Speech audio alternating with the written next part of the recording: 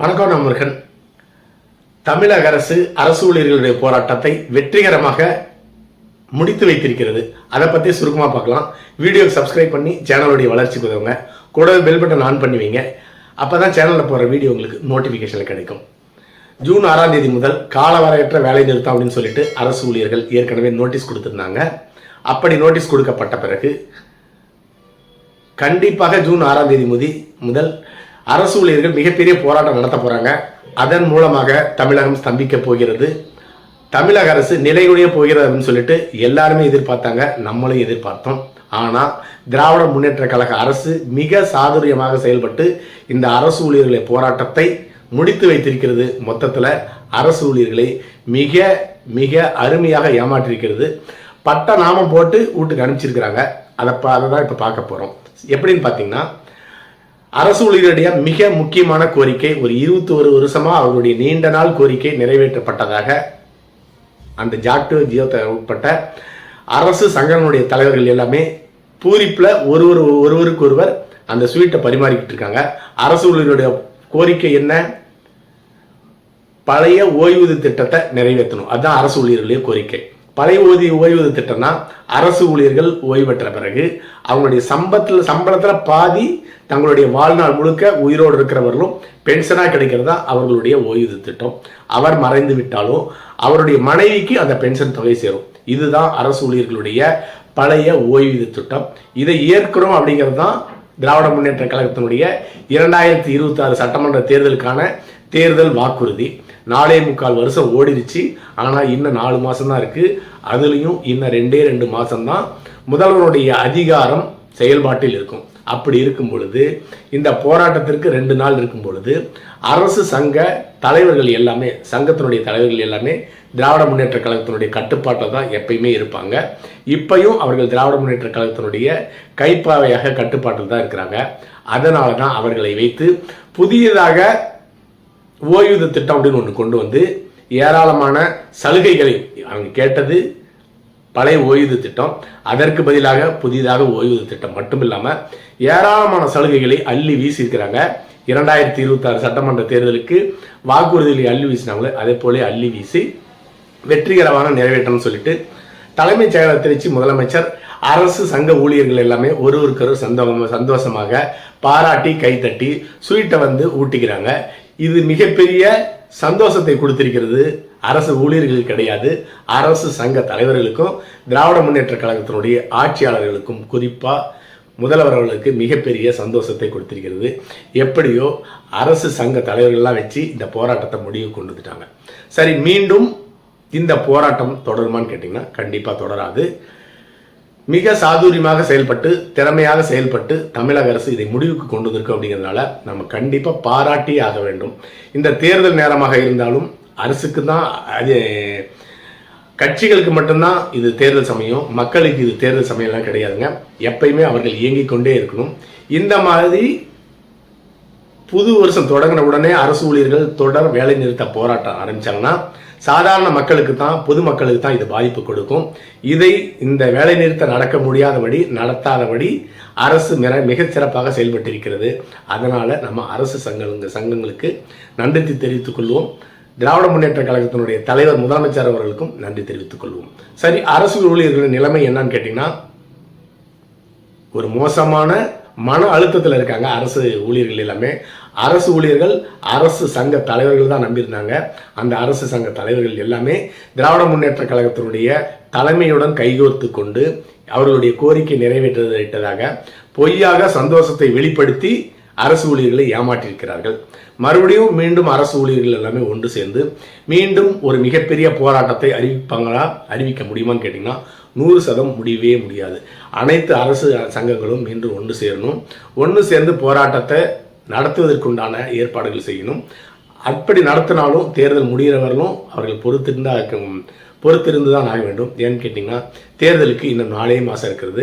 அதனால் அவர்கள் போராட்டம் இனிமேல் நடத்துவது என்பது சாத்தியமே இல்லாத ஒன்று எடுத்துக்கொள்ள வேண்டும். சரி, அரசு ஊழியர்கள் என்ன செய்ய போகிறாங்க? கண்டிப்பாக அவர்கள் மிகப்பெரிய தோல்வி அடைந்து விட்டார்கள். அவர்கள் தோல்வி அடைந்துட்டாங்களா, இல்லை திராவிட முன்னேற்ற கழக அரசு தோல்வி அடைந்து விட்டதா அப்படிங்கிறத 2026 சட்டமன்ற தேர்தல் முடிவு வரும்பொழுது தான் தெரியும். ஏன்னு கேட்டிங்கன்னா, அரசு ஊழியர்கள் மற்றும் அவங்களுடைய குடும்பத்து ஓட்டு எல்லாமே திராவிட முன்னேற்ற கழகத்துக்கு சாலிடா எப்பயுமே 50 வருஷமா விழுவோம். இந்த வருஷம் 4.25 வருஷமா ஏமாத்தின திராவிட முன்னேற்ற கழக அரசு இன்னும் 2 மாசம்தான் இருக்கு தேர்தலுக்கு.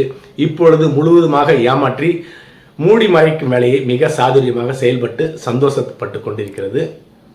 கண்டிப்பாக அரசு ஊழியர்கள் தங்களுடைய மனக்குமுறலை 2026 சட்டமன்ற தேர்தல் அன்னைக்கு வெளிப்படுத்த போறாங்க. அப்பொழுதுதான் இந்த வேலை நிறுத்தத்தை வெற்றிகரமாக திராவிட முன்னேற்ற கழகம் கையாண்டதா அல்லது அரசு ஊழியர் சங்க தலைவர்கள் அரசு ஊழியர்கள் வெற்றிகரமாக கையாண்டிருக்கிறார்களா அப்படிங்கிறது தெரிய வரும். சரி, அடுத்ததாக எதிர்பார்த்த அளவுக்கு எதிர்கட்சிகளுக்கு நல்ல பலனை கொடுக்கவில்லை. குறிப்பாக அண்ணா திராவிட முன்னேற்ற கழகம் மிகப்பெரிய அளவில் ஒரு எதிர்பார்ப்போடு இருந்தது. அரசு ஊழியர்கள் காலவரையற்ற போராட்டத்தை ஜூன் 6ஆம் தேதி நடத்த போறாங்க. அதன் மூலமாக நம்மளும் உள்குத்து போடுவோம். அப்படி நடந்தால் ஆளும் திராவிட முன்னேற்ற கழக அரசுக்கு வருகின்ற சட்டமன்ற தேர்தலில் மிகப்பெரிய சறுக்கல் ஏற்படும். கண்டிப்பாக பழைய ஓய்வூதிய திட்டத்தை கொண்டு வர முடியாது அப்படின்னு முதலமைச்சர் அவர்களுக்கும் தெரியும். தற்பொழுது ஆழ்ந்து கொண்டிருக்கின்ற முதல்வர் ஸ்டாலின் அவர்களுக்கும் தெரியும். அதனால திராவிட முன்னேற்ற கழகத்திற்கு 2026 சட்டமன்ற தேர்தல் வெற்றி கிடைக்காது அப்படின்னு சொல்லிட்டு எதிர்பார்த்திருந்தார் எடப்பாடி பழனிசாமி அவர்கள். ஆனால் மிக சாதுரியமாக செயல்பட்டு முதல்வர் மு.க. ஸ்டாலின் அவர்கள் இந்த போராட்டத்தை முழுமையாக தோற்கடித்திருக்கிறார் என்று எடுத்துக்கொள்ள வேண்டும். அந்த வகையில் எதிர்க்கட்சி தலைவர் எடப்பாடி பழனிசாமி அவர்களுக்கு மிகப்பெரிய பெருத்த ஏமாற்றம் ஏற்பட்டிருக்கிறது அப்படிங்கிறது தான் உண்மை. சரி, அண்ணா திராவிட முன்னேற்ற கழகம் 2026 சட்டமன்ற தேர்தலில் வெற்றி பெற்று ஆட்சிக்கு வந்தால் இப்பொழுது திராவிட முன்னேற்ற கழகத்தினுடைய ஆட்சியின கடைசி காலத்தில் கொண்டு வரப்பட்ட இந்த புதிய ஓய்வூதிய திட்டம் செயல்படுத்தப்படுமான்னு கேட்டீங்கன்னா 100% அண்ணா திராவிட முன்னேற்ற கழகம் இந்த ஓய்வூதிய திட்டத்தை செயல்படுத்தாது. ஏன்னா அரசு ஊழியர்கள் அண்ணா திராவிட முன்னேற்ற கழகத்திற்கு என்றைக்குமே ஓட்டு போட மாட்டாங்க.